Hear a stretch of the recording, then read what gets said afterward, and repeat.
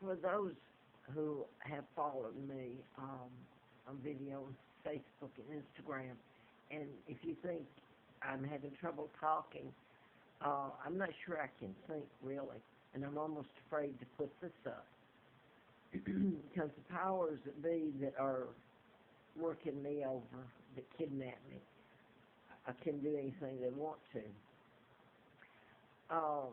I was kidnapped in 41 and brought to Moulton, Alabama, where I was given the name of a dead twin, PDN, didn't say married to children. And both twins, I found out about my being kidnapped in 83. Both twins had been killed by their mother. They were born out of wedlock. So I grew up being told that I was Peggy and called bastard and didn't have a father. And then I found out who my father is and my mother. And all of it a lie, a takedown of my father and my country and what they did to my mom, and then to me over here, it's been a living hell. Then to my sons because they're heirs after me. The United States, whether Great Britain knows it or not, is not their friends. I think they do by now. The United States kidnapped me, took down my father, and proceeded to say they were friends, put their bases all over everything British, and included holding hostage my relatives, Sweden, Denmark, the monarchs there,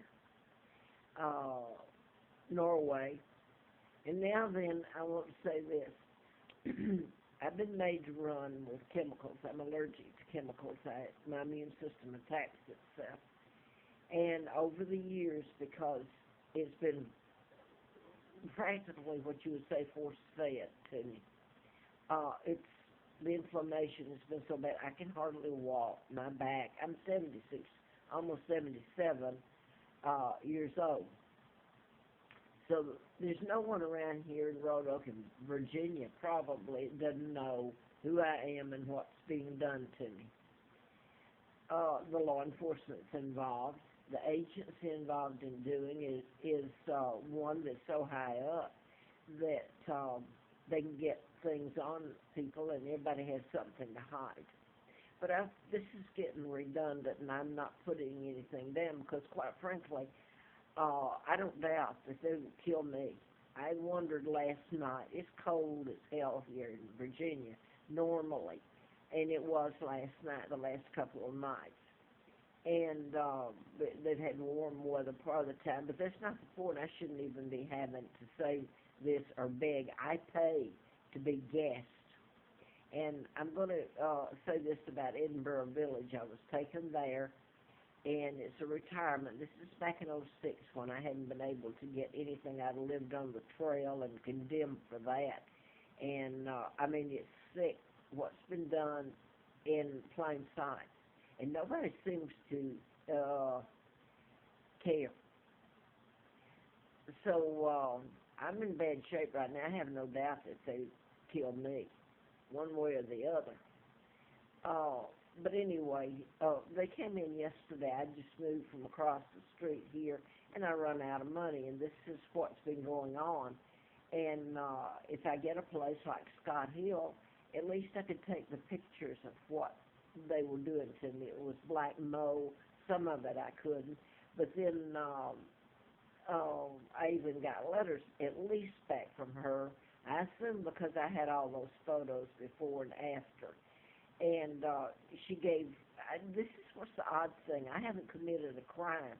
These people are managers or owners and have kept their jobs and retirement and put me in hell. They should be locked up for it forever. What they're doing to me is just as criminal as coming after me with a gun or a knife. So anyway, at least when I left there with all the pictures before and after, because I left and then went back and paid my money, what little I have for the ride back, because there's no in and out there. You can hardly get Amtrak out of there. And then you don't come back to Roanoke. But that's getting off the point. Last night, I came over here a week ago, I guess, tomorrow, and I'm paying $48.50 a night, which to me, I can't pay. This used to be a Hampton Inn, and it's Motel 6. And they very well know about me being allergic to chemicals and what is being done to me. And yesterday, when I went up there, I mean, it hasn't been livable, at least breathing. It's clean as far as being clean. The air conditioning is what they get to. And fumes come out like freezers that aren't supposed to be there when you have the heat on. And then this last week, suddenly the, I don't know if the health department sends them or who, but the fire trucks and police were sitting outside the side here that I'm on. This is kind of a large place. And I didn't hear any sirens or anything, but they were sitting out there with all the lights going. They were going in and out the apartment of the rooms on each side of me in this building, but not in here to mine. So they finally left the state a long time. So that's not explaining. So I can't, not on the video, I can't. It's done at such a high level because of who I am, and there's no repercussion for what they're doing. And they've taken out Great Britain. They have. Great Britain has been overrun with refugees and immigrants that the United States used Great Britain. They held them hostage too, just like me, when they took out my father and me and installed Elizabeth and her father, George VI, signed treaties that are illegal, that allow the United States to put its bases all over everything British, even into Australia, Area 51. There is one of the huge United States bases underneath the UK. So, talking about holding someone hostage, but what they're doing to me in plain sight, free to do it, is the sickest thing if it's ever told. I hope that I'd live to see it done. But right now, I don't know how I got through the night. Whatever, first of all, I was paid. I'm just going to show you. They have to be rehearsed and all this. And I had stayed here during the spring when I got run and my shoulder, I was beaten up and everything. And nobody will touch it. Anyway, these people very well know about it. In fact, it's owned, I think it's still owned by a former Virginia state senator.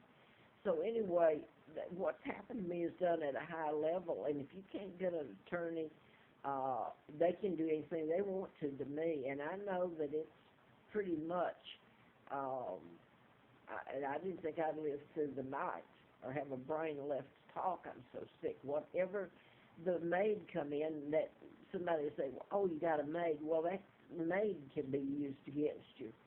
And this one was here in the spring when I was here, so she knew what happened to me. I had lost what few things I had, which is what I'm going to do now if I get out of here and have any money to get out on. But I paid them rent through, well, it's paid through Tuesday now, which I wish I hadn't paid. But the maid came in to change the bedding and everything, and I went out and talked with the desk clerk up there, and for about an hour and a half. I had to do my laundry. And I came back, and that's what, I don't know, well, she had taken off and locked my door, which she shouldn't have, and I can hardly walk. So it's left me, this is going off, walking, trying to hunt her down. She saw me coming and run off, the maid did, and the door was locked. My key wouldn't work, had to have it rekeyed. So they're playing games with me that's so hideous that they find funny. They keep their jobs, by the way. So I'm going to leave it at that. I don't know. I'll have to leave Roanoke, which is what a friend of mine who bought this video predicted I'd have to do a few years back. You tell the truth, they don't want to hear it. They want to do their thing, get away with it. And I had this woman that I talked to yesterday, so she knew about me also. And it's almost like condemning me for telling about being kidnapped and about, well, I don't even talk about that anymore, but the mind control murders like the Virginia Tech, and there's a whole long list of them. and some of them can be proven.